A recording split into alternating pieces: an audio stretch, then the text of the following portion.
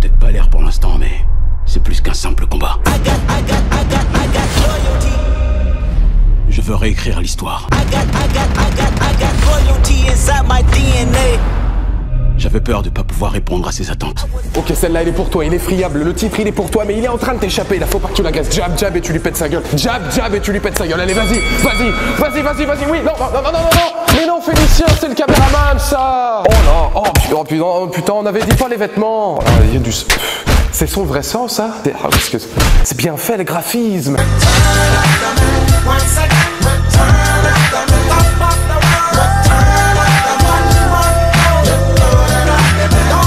Bonjour à toutes et à tous, c'est Valou et bienvenue pour cette toute nouvelle vidéo, cette toute nouvelle critique. Oui, nouveau décor, nouveau fief pour les vacances. Parce que oui, je suis en vacances, mais je ne pouvais pas passer à côté de Creed 2. La suite directe de Creed, l'héritage de Rocky Balboa de Ryan Coogler, qui cette fois n'est pas réalisé par Ryan Coogler. J'avais un petit peu peur justement quand j'ai su ça. Il n'est que producteur délégué, le film est réalisé par Steven Caple Jr., dont c'est le deuxième film, il n'a que 30 ans, et ils prennent les gars jeunes de toute façon chez Creed. Avec évidemment Michael B. Jordan que l'on retrouve dans le rôle d'Adonis Creed, Sylvester Stallone qui reprend pour la dernière fois son rôle de Rocky Balboa. Un film que j'avais hâte de retrouver et qui me conforte un petit peu dans l'idée que Creed, pour moi, et même toute la saga Rocky Balboa, tout l'héritage qu'on peut retrouver depuis 40, peut-être même 50 ans. La saga Rocky est une des plus vieilles de l'histoire du cinéma quand on regarde véritablement les grandes sagas qui continuent aujourd'hui. J'ai l'impression que les Rocky, c'est tellement une école de la vie, c'est tellement un mythe, c'est tellement devenu un film presque référence, non seulement pour le cinéma, mais aussi pour toi, pour nous, pour la vie de tous les jours, pour vraiment ce que tu as envie d'entreprendre. Et Creed 2 représente pour moi exactement ça. C'est-à-dire que c'est un film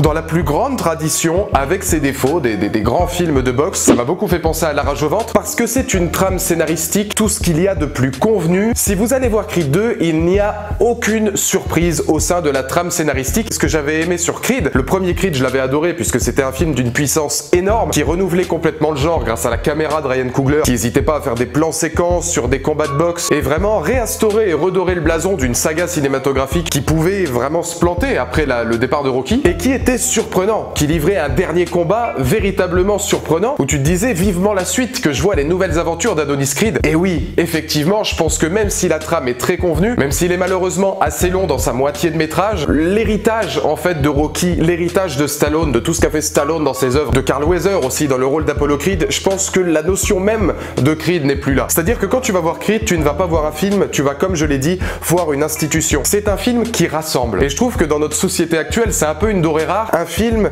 qui a à ce point de bonnes vibes, qui est feel good, qui va te donner envie d'aller toujours plus loin, qui va non seulement parler à ses personnages, parler aux spectateurs par le film que tu es en train de regarder, mais aussi te parler à toi, vraiment la personne, l'être humain, et qui va te donner envie d'aller encore plus loin, de réaliser tes rêves. C'est un film qui peut toucher le peuple et qui justement va, à mon avis, rassembler énormément de personnes. Et ça, c'est quelque chose qu'on voit beaucoup avec le personnage de Stallone. J'ai toujours trouvé dans celui-ci encore plus que le personnage de Rocky Balboa avait une poésie incroyable. C'est quelqu'un qui va te faire passer des émotions par sa tendresse, par ses remises en question constantes au niveau du personnage. Et dans Creed 2, son duo avec Adonis est encore plus intéressant que dans le premier, parce que là, il y a toute la symbolique du père. Non seulement le père qui manque à Adonis Creed, et là, effectivement, comme on rapproche énormément le film à Rocky 4, qui était mon Rocky préféré, je ne peux malheureusement pas être objectif. Forcément, ça joue d'autant plus, puisqu'on va jouer sur la quête du père, sur la revanche finalement du fils face aux problèmes de son père. Mais d'un autre côté, même s'il l'appelle tonton, même s'il l'appelle mon oncle, il a une relation presque de père spirituel avec Rocky Balboa. Et cette relation-là, elle est géniale,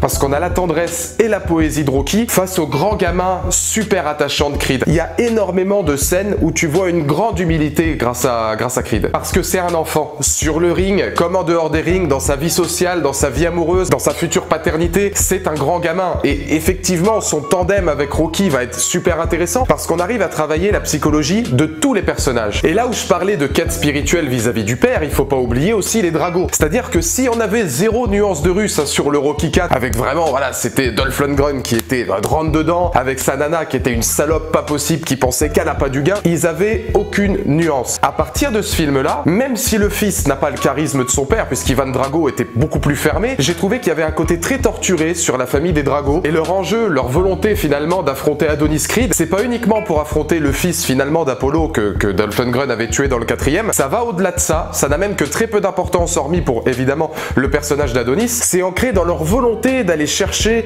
l'honneur de leur nom, d'aller rechercher l'honneur de leur famille que Dolph Lundgren a perdu. Il y a tout un background autour du personnage principal et autour de son fils qui est vraiment très intéressant. Et je trouvais ces deux contrastes intéressants entre le côté showman d'Apollo Creed et le côté très humble et très grand gamin du fils Adonis qui a encore beaucoup de choses à prouver pour être le véritable numéro 1. Et même la personnalité pure d'Ivan Drago qui n'a plus rien à voir avec celle du 4e. C'est un film qui va aussi énormément compter sur sa bande son. Alors forcément Ryan Coogler nous avait habitués à ça.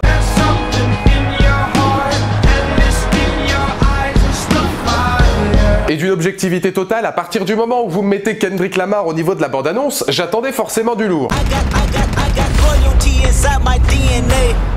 On a du lourd, on a tout ce qui se fait de mieux dans le côté hip-hop, mais le côté hip-hop presque guerrier. Il y a encore des scènes qui font mouche au niveau de la mise en scène, parce que tu vas vraiment retranscrire ce côté guerrier, viscéral, par ta caméra, par les musiques que tu vas mettre en scène, par toute cette bande originale, jusqu'à arriver évidemment à ce combat culte avec la musique de Rocky qui va se redresser. Et c'est là où je vous expliquais que c'est vraiment une école de la vie, c'est que ce morceau-là, tu l'attends. Et dans tous les films Creed, tu l'attendras, parce que tu as l'impression d'avoir grandi avec, même si par exemple, moi, c'est pas de ma génération. J'ai commencé par Rocky 4, je me suis fait tous les Rocky à la suite et j'ai véritablement eu l'impression de grandir et de mûrir avec le film Rocky parce qu'il y a vraiment des symboliques, il y a des messages, il y a une profondeur sur les protagonistes qui va bien plus loin que le simple film de boxe. Et j'ai envie de vous dire, quoi de mieux finalement que le noble art, que l'art de la boxe pour parrainer et pour organiser finalement des questionnements sur le personnage. C'était le cas pour Raging Bull, c'était le cas pour La Rage au ventre, c'est le cas pour les Rocky. Je trouve que le côté boxe, c'est vraiment là qu'on peut se focaliser sur les déboires des protagonistes parce que l'univers de la boxe, c'est un univers difficile, qui est très dur,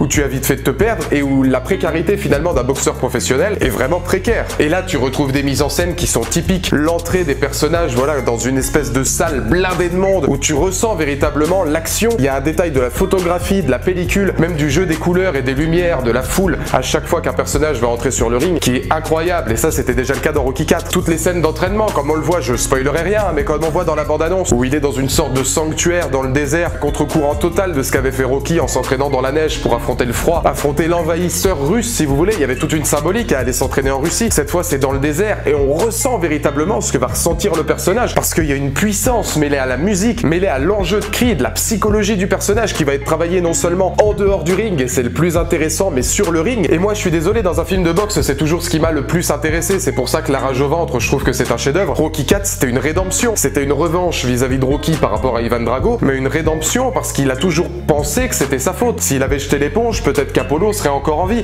Et c'est ça qui est génial quoi dans des films comme ça, c'est que ça te parle, littéralement. Rien que ne serait-ce que l'intro du film où on va se concentrer sur Ivan Drago sans un bruit, où on voit véritablement la brute épaisse que c'était pour le travailler ensuite, et après le premier combat d'Adonis Creed, tout en humilité, tout en simplicité, et où tu te rends compte dès le départ que les deux sont diamétralement opposés et que les deux sont directement faits pour s'affronter. Tout ça orchestré par Sylvester Stallone, qui est un acteur extraordinaire, qui est capable de faire passer une émotion. Quand il va aller parler à Adrian, quand il va parler à Apollo, enfin il y a des scènes, le premier combat entre Ivan Drago et Adonis Creed, quand tu vois le regard de Sylvester Stallone pendant le combat, où il s'inquiète un petit peu comme si c'était son fils, mais en même temps il veut pas revivre ce qu'il a déjà vécu avec Apollo, il y a une puissance dans ce film là où tu te dis putain, Ryan Coogler avait déjà tout compris dans l'héritage, et là pour un premier film le réalisateur fait quelque chose de génial, et j'ai la voix qui part littéralement en couille depuis plus de 15 minutes. En tout cas je vous conseille vivement Creed 2 parce que même si la trame scénaristique effectivement est à revoir, et même s'il n'y a rien de nouveau, c'est pas un film qui va inventer de nouvelles choses, et on peut se poser la question toujours sur cette société hollywoodienne effectivement, quand est-ce qu'elle va finir par créer, au lieu de continuer à ressasser encore et encore des sagas. Il y a énormément de sagas comme ça qu'on va rebooter, qu'on va reprendre,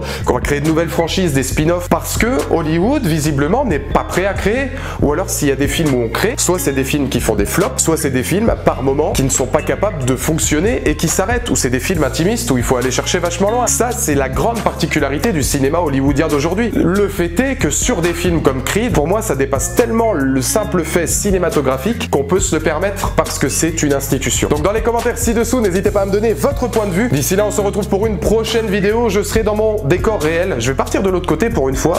Les vacances obligent. Pour ma critique de Creed, j'ai voulu avoir le grand Tony Yoka. Je me disais peut-être qu'un special guest star, ce serait sympa.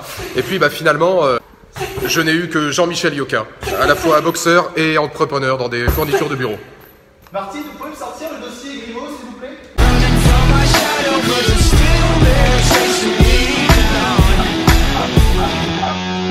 That felt pretty cool.